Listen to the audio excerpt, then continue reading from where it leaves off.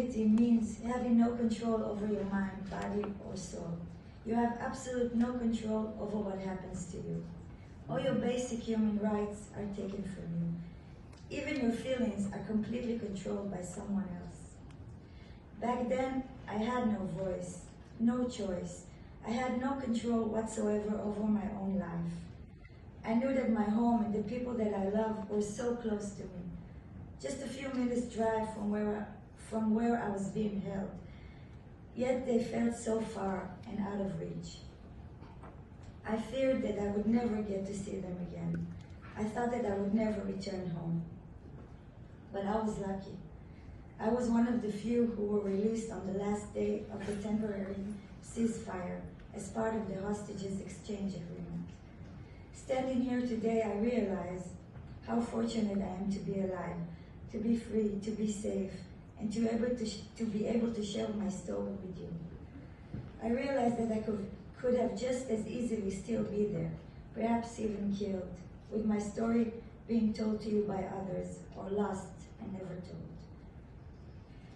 And as difficult as it is for me to speak out, to talk to you about this very private, intimate experience that happened to me, it is far more difficult to stay silent.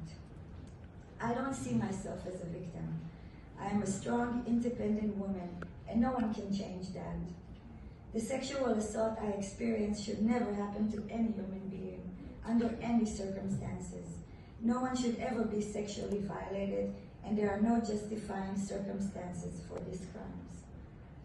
I remember telling myself that no matter what happens to me, if I will come out of it alive, I would grow stronger from it, and not let what happened define me. Yes, it will always be a part of my story, but with time, the trauma will subside, and these difficult events will empower me. As I said, back then, I did not have any choice. I had to do what I was told in order to stay alive. Now I have a choice, and I have decided I could not stay silent. I must speak about the horrible things that are probably still happening there to innocent women and men. My recovery depends on the rescue of my sisters and brothers who are still there. My wounds cannot even begin to heal as long as their suffering continues.